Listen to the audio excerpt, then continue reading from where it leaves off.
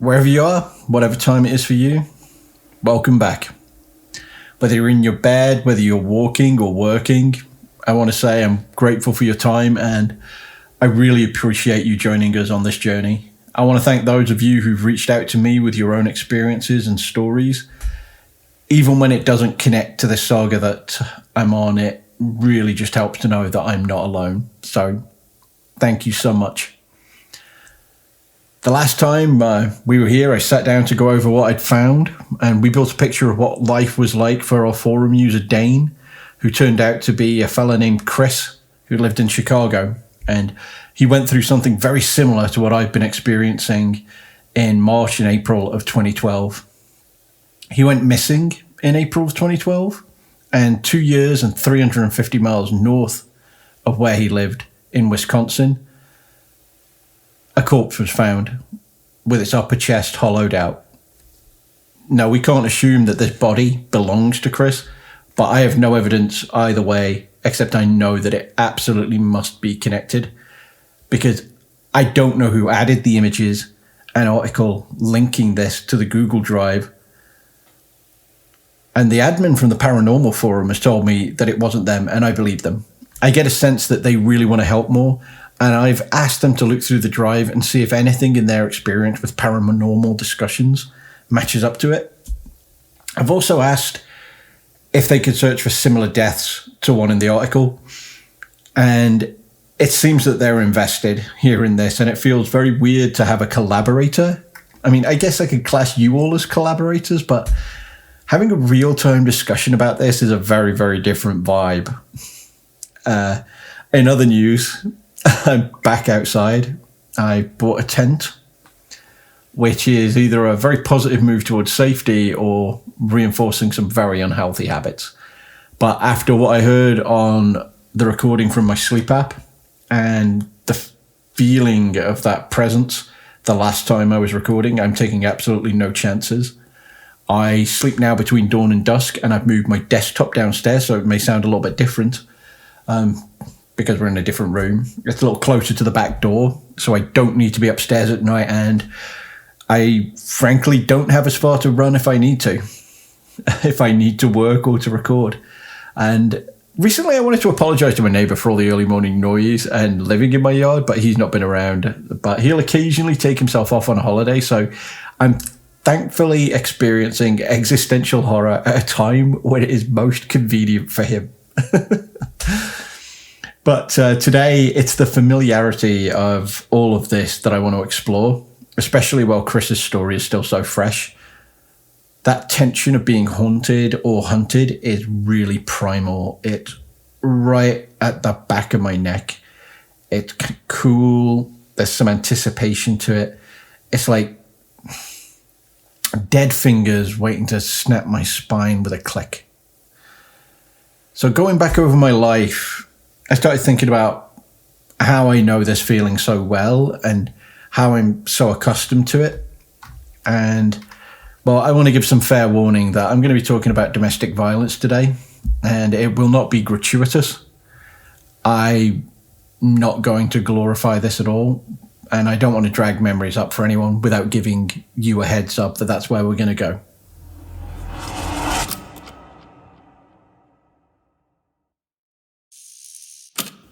So I'm going to go back as far as I can remember, because this fear has been a part of my life since I was just a kid.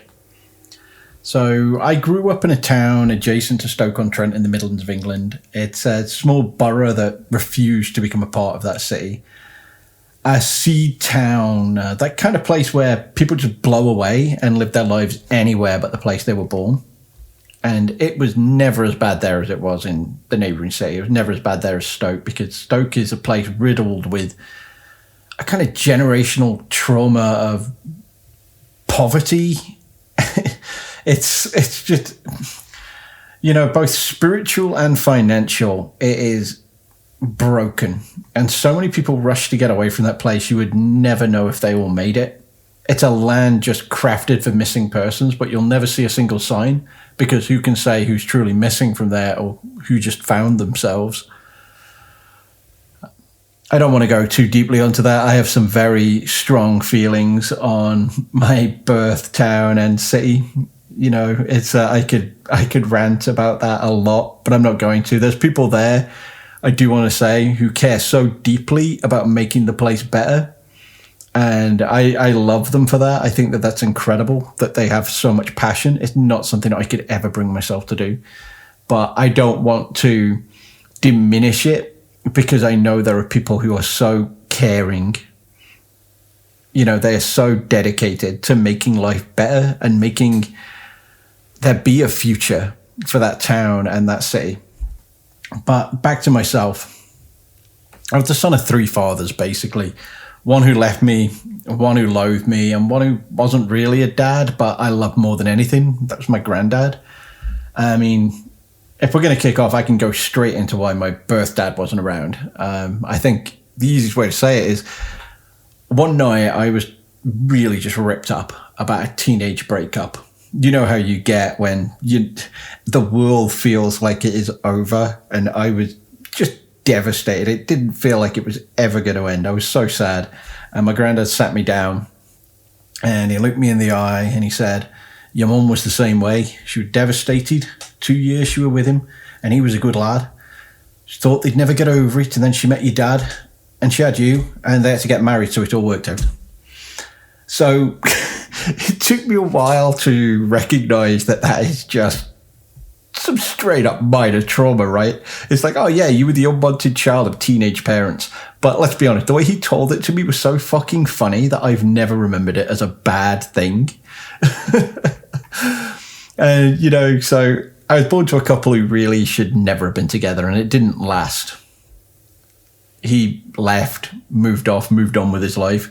I don't begrudge him that because it's difficult times. So I'm one dad down. Here comes John into my mum's loveless life. He was a charismatic copper with a very kind smile, nice little house, and a very, very vicious right hook.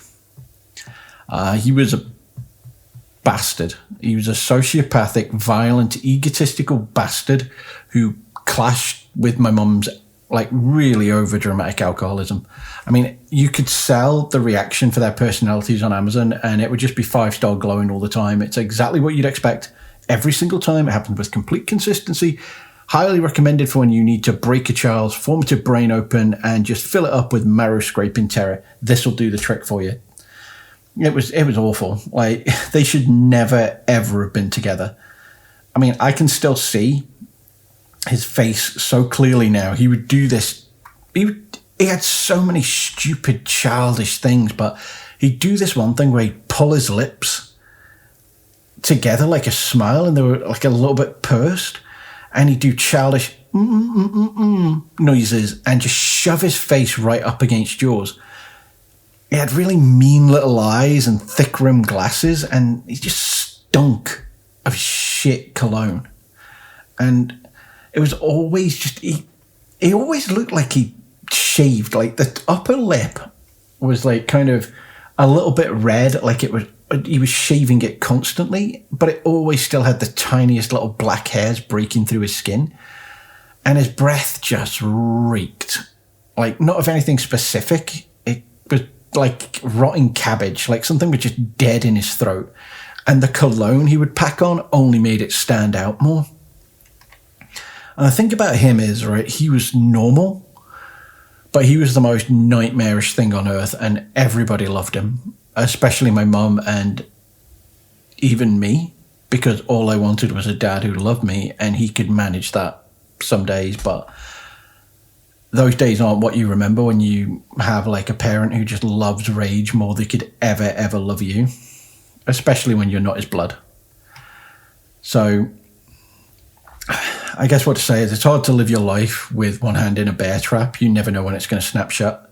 And I can barely remember now what it was like to be an easygoing kid. I know that I was. I absolutely had a life outside of violence, and it was a good life. But when I think back, it's all under that shadow and laced with tension. Is that bear trap going to go off today? Am I going to be hurt? So back in those times, my happy-go-lucky self was just always trying to enforce a happiness on the reality around me, because I was a kid with a big imagination and a belief in humanity's inherent beauty.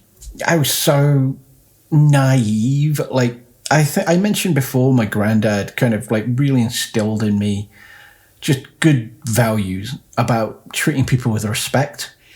I mean, I was a kid who believed in Jesus. I'm not religious now at all, but I believed Jesus knew what was up when I was a kid. He was a nice guy telling people they should chill out and just love one another. And I genuinely believed with all my heart that a big smile and some calm words could fix anything.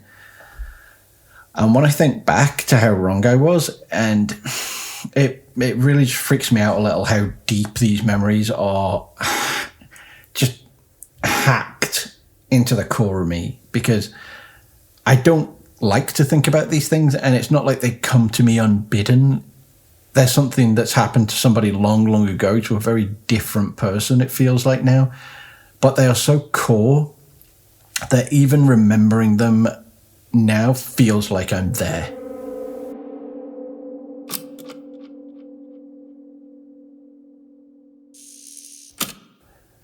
There was one time, and I remember it was Christmas Eve, and they were arguing downstairs, because they were always arguing, and it had been going on forever.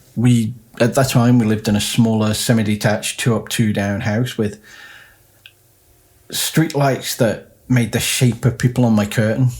It kind of freaked me out a little bit. Like, every now and then as a child, I remember looking up and it would just look like shadow puppets.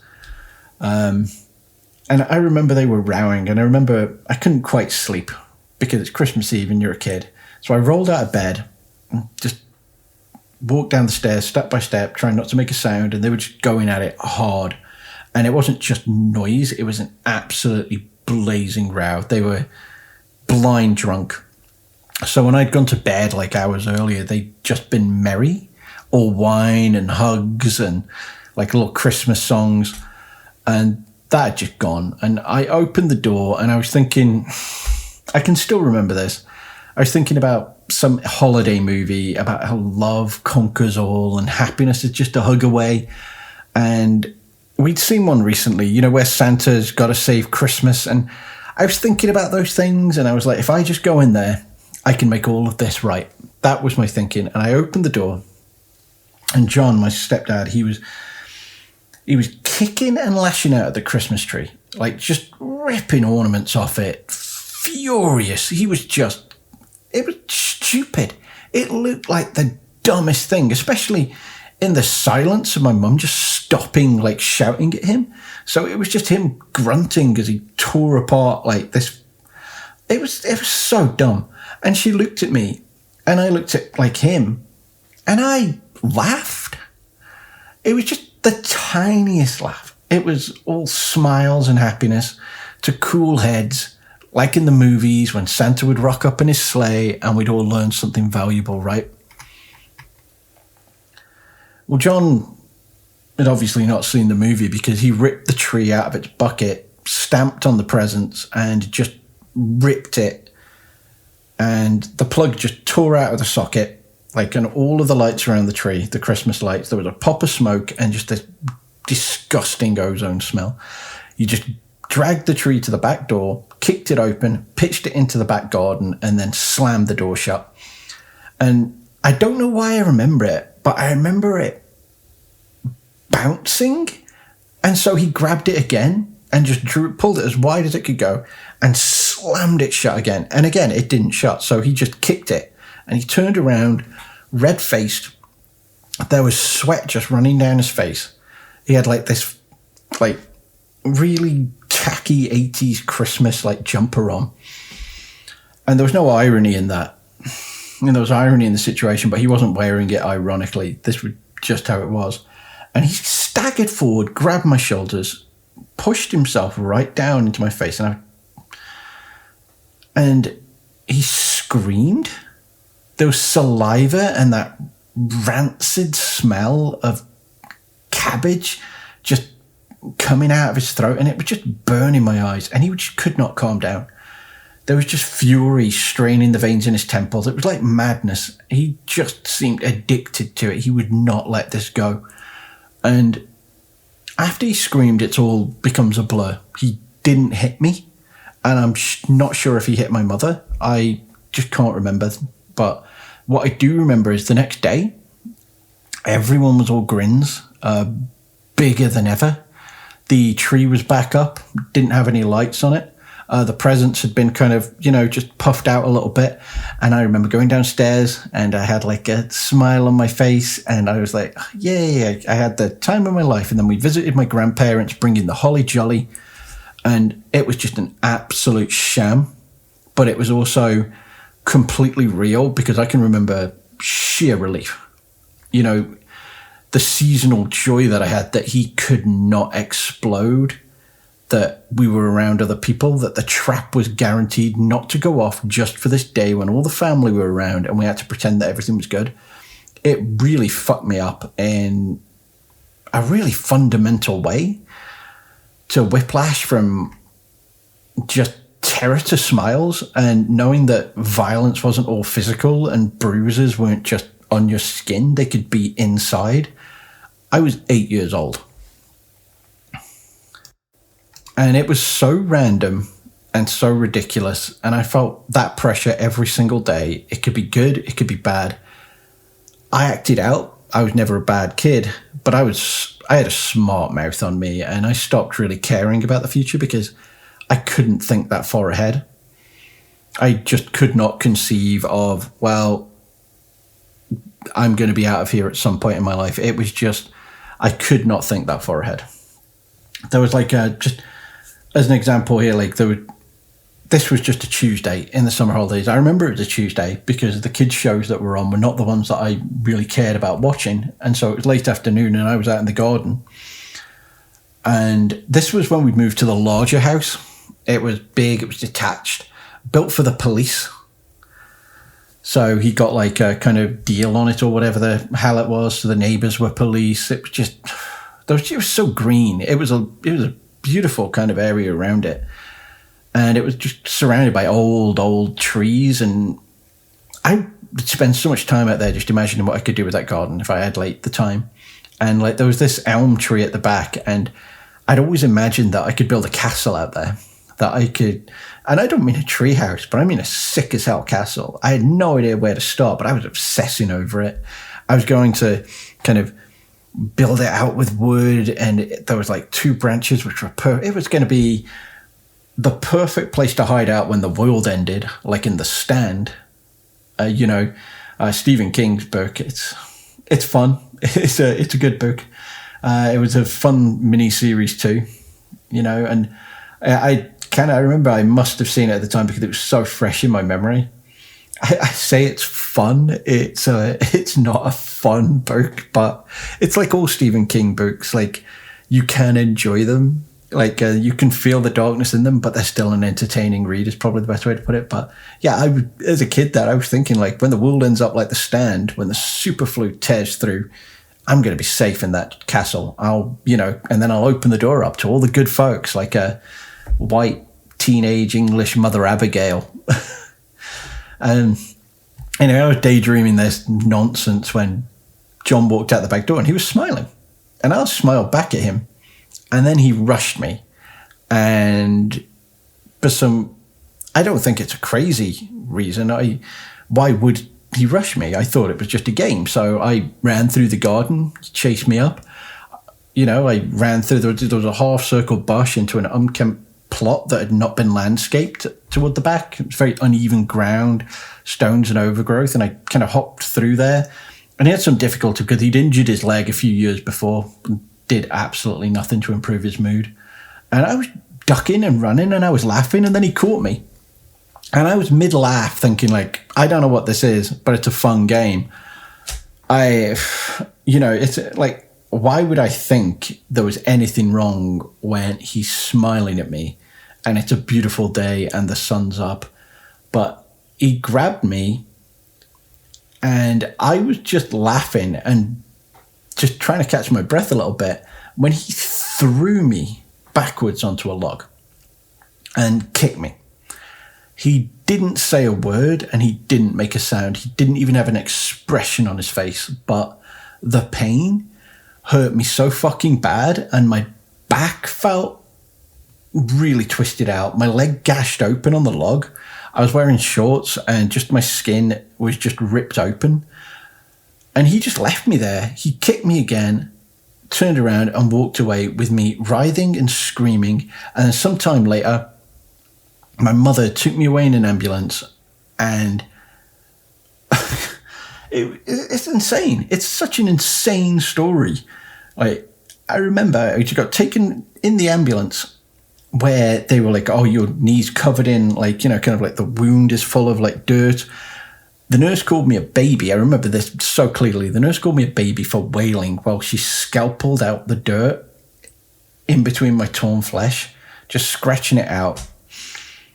And the pain in my back was so hurt. It would, in the end, it would bruise so black and blue. And for the rest of the summer, I could barely move. And then when they asked what had happened to me, because they have to ask what's happened to children, my mother told them it happened when I was playing with my dad. And the doctor came up to me afterwards and he was like, so what happened?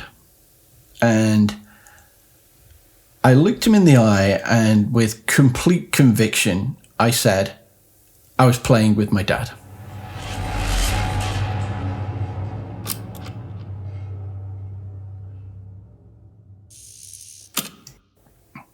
To this day, I have absolutely no idea why he lashed out at me. I mean, well, I do. He was a prick. He was a monster, and like all monsters, that doesn't have to be an external reason. I mean, sure, I could say like he's just a guy. There's a lot of psychological, social factors, blah, blah, blah, blah, blah. He was a monster. He was a monster when I was a kid, and he's a monster in my memory. He was a natural disaster wrapped in skin, drifting through my fucking life, causing suffering at random. And that's when all the unnatural fears started.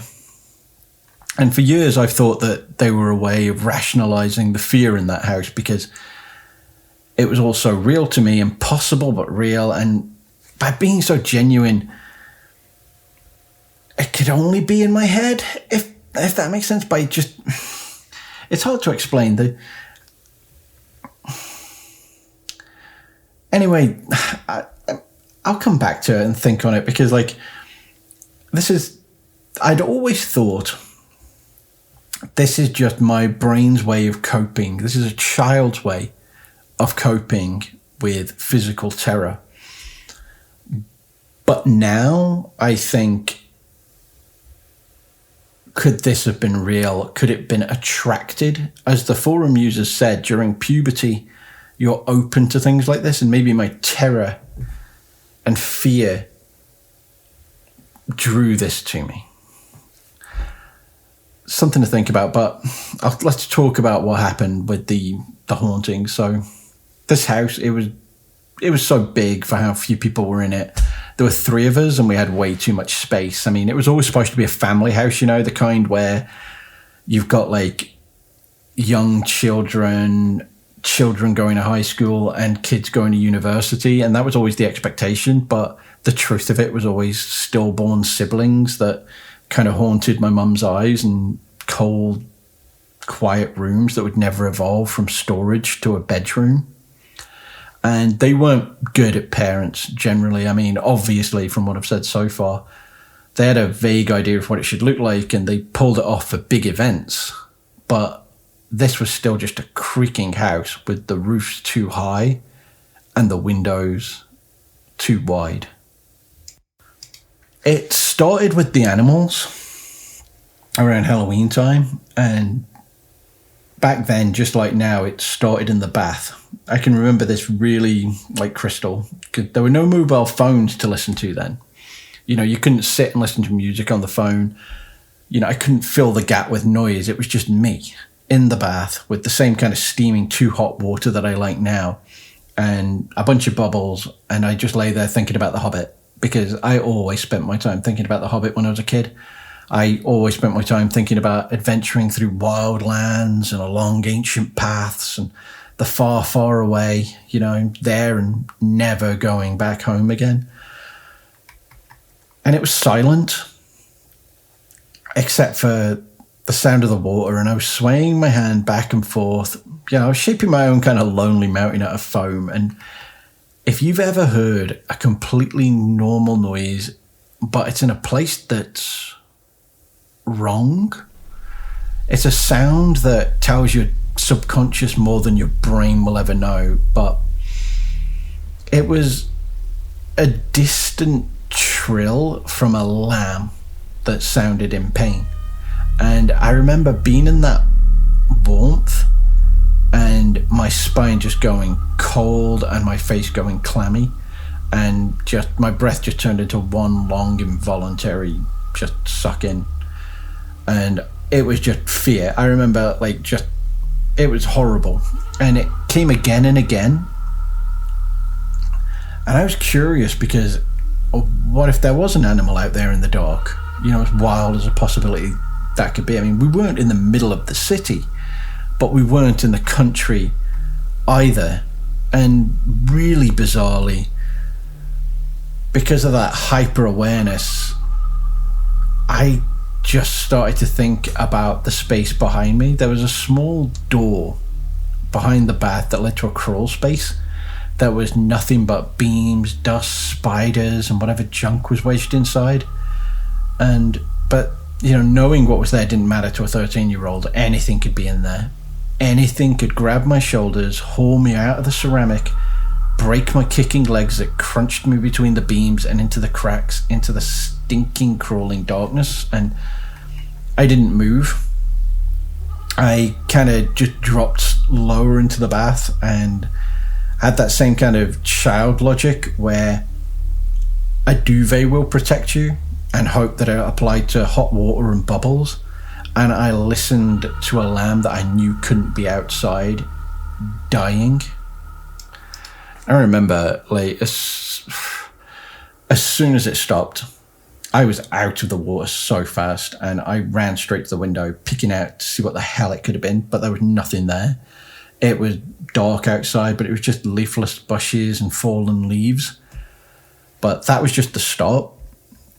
So after that bleating lamb would come back again and again and again, and it was always at random when I was in the house alone. I stopped taking baths and I ran showers just rather than jumping into a bath.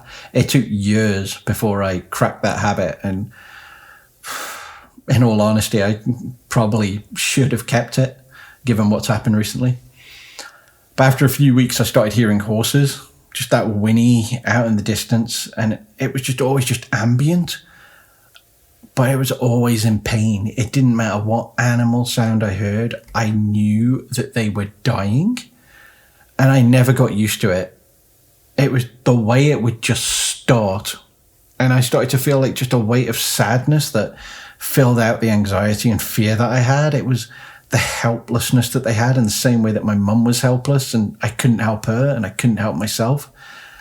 I asked about it, but nobody else ever heard those sounds. And then the dreams came next, and I've mentioned these before, but it wasn't monsters or beasts. It was just the deep dark of an old forest, and specifically just a single tree, old and twisted with bare branches, and they were like skeletal fingers, and it would just stand in the darkness, small yet immeasurably large. And it was kind of wrapped in a strange purity. Its bark was just so unnaturally defined. Every single line of it just kind of deep curves, like rows upon rows of thread winding up it. It was weird, and it was off, and it was dreadful, and just so heavy. And when I think about it, and I think about in my dreams now, it's not there. I'm in the woods, I'm in the forest, but this tree is not there. But what I'm thinking, and maybe this is crazy and this is like freeform in the moment thinking, maybe this is what I saw when I was slipping into the bathwater. Maybe this tree, that had such a grip on my mind when I was a child. It's the same thing that I saw a couple of weeks ago. And every night after I'd seen it, I'd wake up completely drained and tired and confused. And it wasn't every single night. It would just come around and fuck me up the same way my stepfather's fists would, out of nowhere. And there was one night I remember I had a friend staying over and I was dreaming deep, staring at just the impossible bark, and I felt myself just being pulled toward it, and I woke in an absolute panic. And across the room, my friend, who was a way more practical kid than I had ever been, he pulled himself up against the wall and he was shaking, and he was describing the flow of the shape and the curves and the branches, and he looked absolutely terrified. We did not go back to sleep. We stayed up all night talking about what we'd experienced at first and then playing video games. We stayed friends, but he never ever stayed over in that house ever again. And I looked into the house as much as I could, but in around 1996, it was pretty much just the local library and bumbling around through books. And the house itself had been built on an old workhouse that burnt down at the end of, the 19th century, and nobody died there. There was no mention of animals. There was nothing going for it. But I remember as a kid latching onto that explanation. And whenever I talked about, oh yeah, I live in a haunted house, as a way to explain this to people, that was there. It was a mystery that made sense. It's something that I could understand and use to blank out the actual horror of it and the far less mysterious rages that my stepfather could fly into.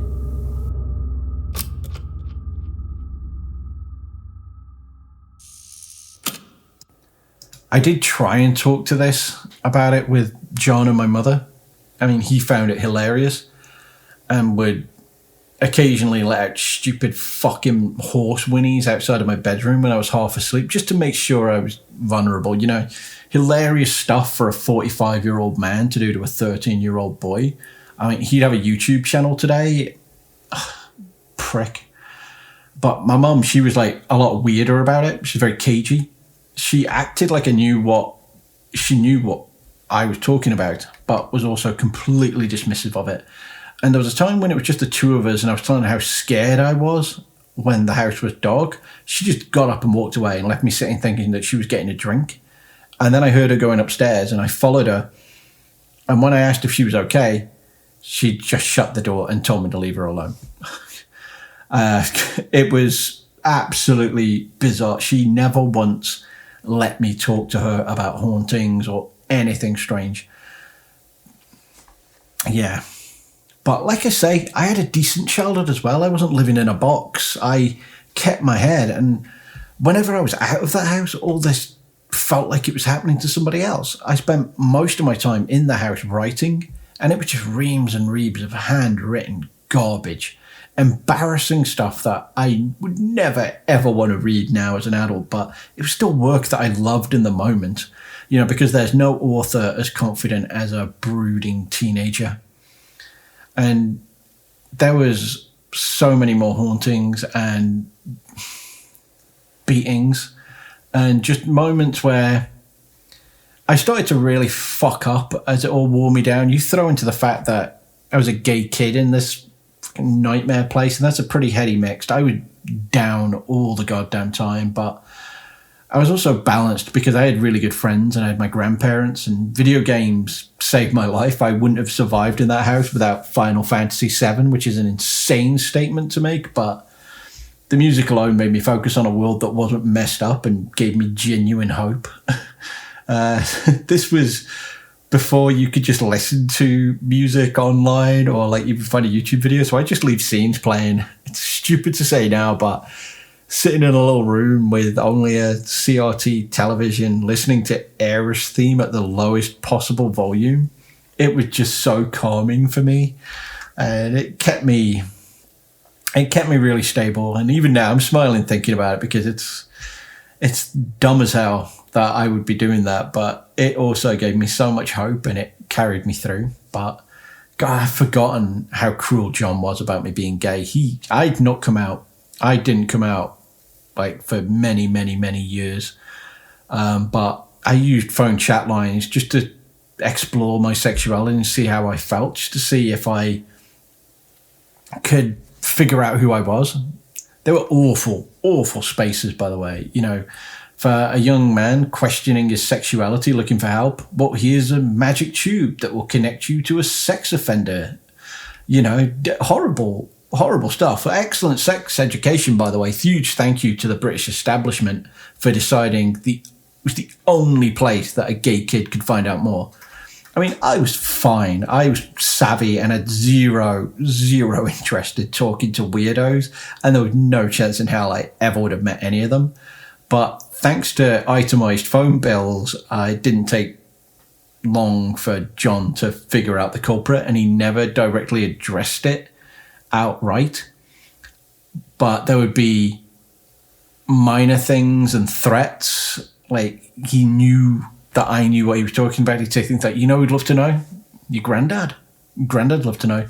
He'd leave AIDS literature lying around. And the first time, God, fucking stupid, right? I genuinely thought he might have been showing some uncharacteristic concern. But, you know, there would always be more, and he would always play up my grandfather's homophobia. He would stoke it whenever I was around. He would make sure that I knew that he knew. And I would lose one of the few anchor points in my life. It was awful. He was just a horrible, horrible, nasty man. And a lot happened with that. But I could fall off this road pretty easily now when I'm almost at the destination, because eventually when I was turning 16, we won. My mum and me, we sat down in the kitchen and we talked about how she was leaving him. He'd gone too far. She thought he was going to kill her, and she took off her scarf and she showed me just bruising around her neck. And her voice was rasping and halting. It was very awkward. Me and her had never had very much in common, but, you know, there were times I saw her as an extension of him and blamed her for summoning him into our lives. But that night we just laughed and we joked. We shared stories of what we were going to do with the house, of the parties we were going to throw when he was gone. And I'd never felt more love or joy in that place. And the next day, I came home from school and she was out and he was there. He was slouched on the sofa with a Chinese dinner in front of him. There was no plate. It was just rice and sweet and sour sauce on paper that I recognised. He's petty and disgusting. He didn't need to destroy my writing, right? I know that it was bad. I'm like a fucking adult now. I can look back and objectively tell you there was nothing of value in that. But as a kid, it was the only thing that I had pride in. And he did it so casually and so cruelly, using my writing as a dinner plate. And when I challenged him, he just sneered. He did the childish what thing. And I remember he grabbed the table. He was stone cold sober. He grabbed the table. It was a small wooden side table that he was eating off, and he grabbed it, threw it against the wall. The glass top of it just shattered. The legs were splintered. There was just streaks of Chinese food just going all over the wall. The pages I'd written just scattered all across the mess. And I tried to stand up to him. It was such a bizarre situation. And I remember getting in his face and I wanted to let loose, but I couldn't do it.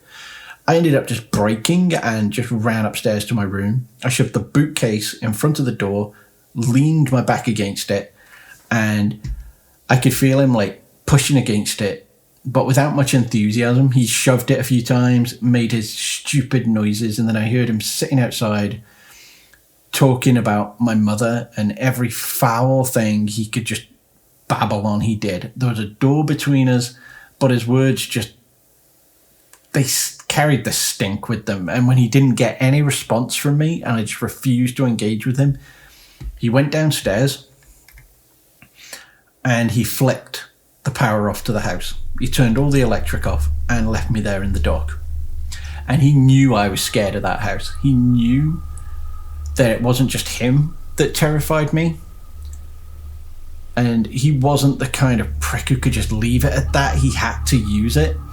I did not open my eyes until morning. I didn't sleep either. I just lay with my back against this tilted bookcase, listening to dead animals squealing in the blackness.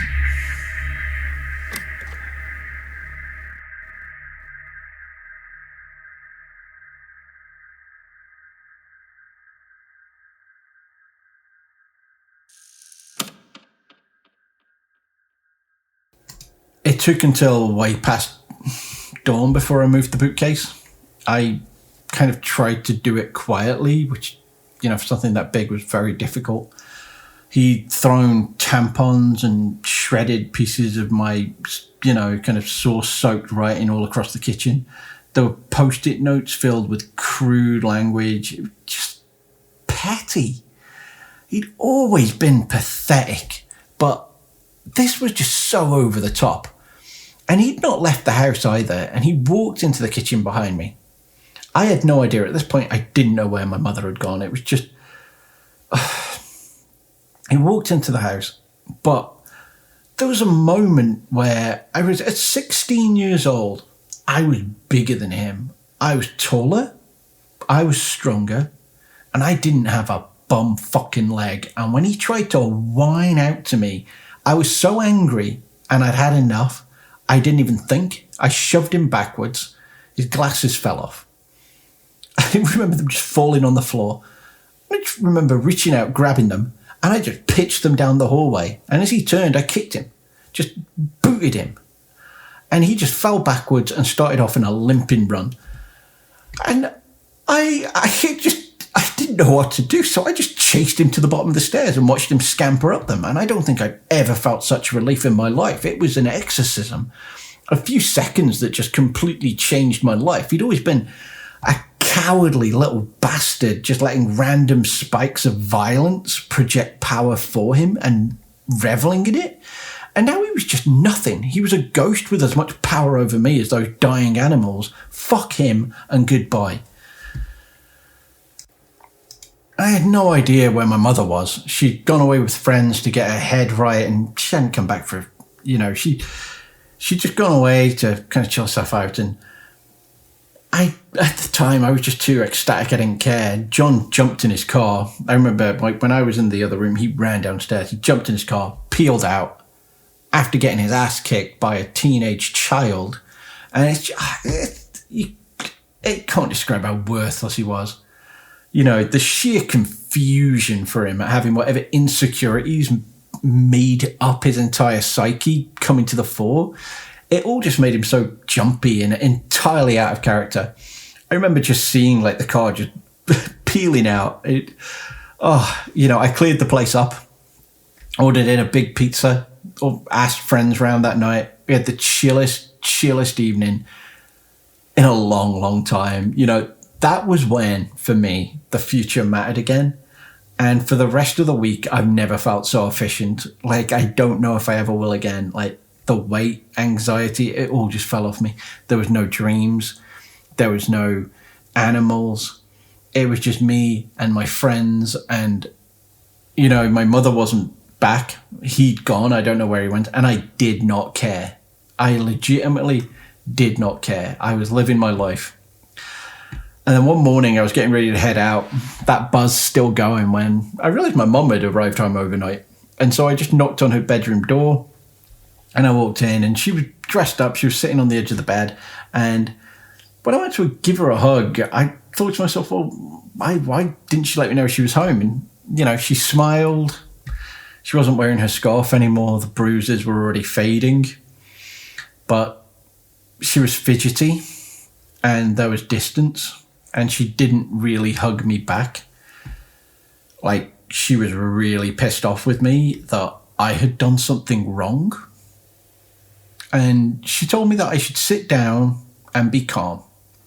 That she'd met with John, and he told her how I'd attacked him, and that I was just hurting myself. That John and her discussed everything, that they still love one another, and that they were over their trouble. I did not take this well. He tried to kill you. He put me in the hospital. He's fucking garbage. He's a piece of shit. He's a motherfucking scumbag. He's repellent. He's disgusting. Even dwelling on it, it makes my tongue sting because the venom I spat out was just, I couldn't stop. I was livid. And she didn't care. Her eyes were just blank. She looked past me. She said I was overreacting and that I'd understand when I was older. I'm older now. I don't understand a fucking thing about this. But I remember when she said that, and I'm ashamed to say this, that when she told me that, I kicked the bedroom door off its hinges. I just turned, it was explosive. I called her a fucking idiot and told her that I wouldn't go to her funeral and that she was choosing this bastard over the son he beat the shit out of. She screamed that yes, she was, she loved him, and that by kicking the door over, I'd proved that I was worse than him somehow. So I grabbed everything I could, stuffed it in a bag, told her to remember this was her fucking choice. Well, she did a whole routine with childish, patronising voices telling me I was glad that I was going because it finally meant that her and John could be happy. And we said the worst things to each other. None of it with any civility, none of it with any kindness. The way she betrayed me, I couldn't even comprehend it. I was just a kid and it just shattered me. I mean, how could I trust anyone if she thought so little of me that she would do this? And I know now, like, the one thing that I have grown to understand as I got older is that she could never see it my way. She could not see me as a child, even though I was. For this to work, for her to have any righteousness, I had to be a rational adult. So that's what I was. And I can genuinely believe that she felt love. You know, did I ever understand that? No, fuck no. It was a selfish decision by a selfish woman, and no matter how understandable from her point of view, I hated her as much as I hated him. And as far as I was concerned, we were done. And when I left, I lived on the streets for a few days until my grandparents found me. I don't blame her. It's complicated. It's so, the feelings there are so complicated. But in that moment with that choice that she made, it was the cruelest thing that anybody has ever done to me. And I don't think I'll ever forget it. This is the first time I've really talked about it in a long time. And I can still feel how off tilt it put me. You know, there was a lot of tearful truth-telling when I met my granddad and my nan, and there was a lot of shame in my grandfather's eyes, and I knew that part of him knew about this, but he wasn't the kind of person who could ever talk about it without someone telling him first. And I was angry with him for so long. You know, he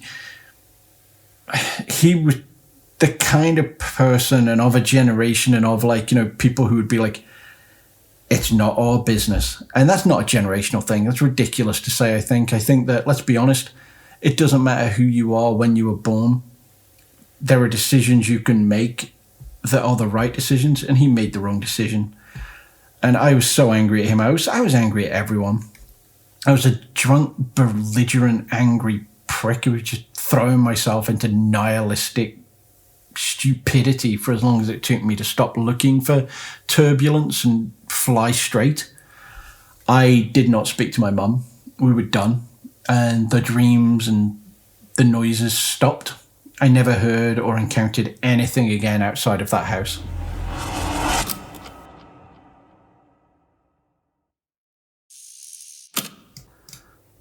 It took 2 years, but he did kill her. And I didn't go to her funeral because it was all too much, and I was so full of hatred. And I won't talk about that. I can't. I should have gone. I absolutely should have gone. But I don't blame my younger self for that, because the way I said it was, I'm not going to break my promise to her, even if she did to me. And John died too. He didn't kill himself. There was no Romeo and Juliet ending there. He wrapped his car around a tree while he was trying to take her body out into the countryside. And I did go to his funeral. I wasn't welcome, but I didn't cause a scene. I went in planning to, honestly, I went in planning to call him a coward and murderer. I had big plans for getting thrown out on my ass and how satisfying it would be to look into the eyes of his colleagues, his friends, and his family, look at them all in the face and just tell them all that they were culpable, that they helped make it normal for him to be so abnormal. But that didn't happen. I just ended up sitting at the back and crying. I was so angry and I was so upset that it just left me completely hollowed out, and I knew that I wasn't there for any sense of justice.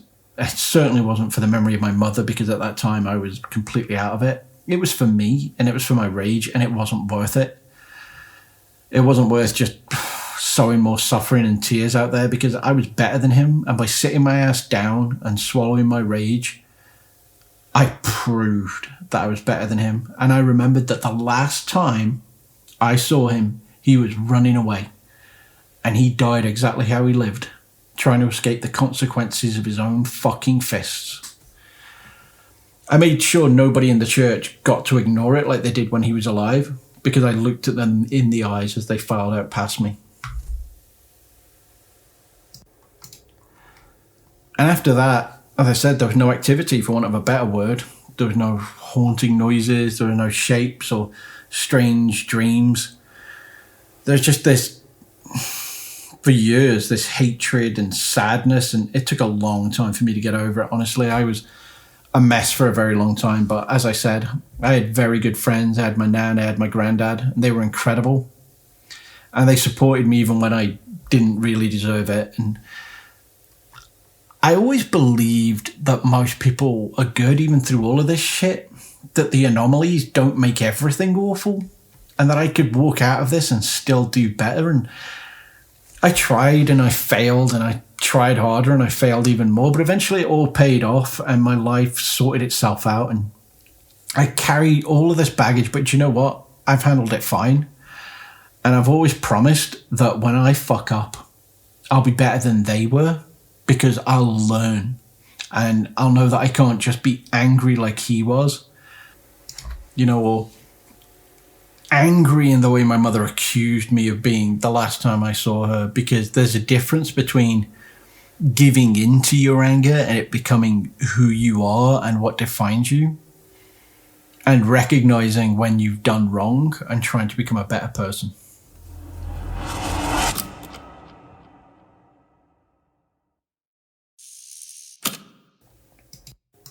So all of that, there was a strangeness during that time in my life, and it was a very intense time, and I never felt the haunting feelings again, not even when my grandmother passed away, even though it broke my heart, or even after my granddad passed away. I mean, we've talked before about how that felt and what I saw in the hallway afterwards. And there's some things there that can be grief, but maybe there's more to it. Maybe there is more to it.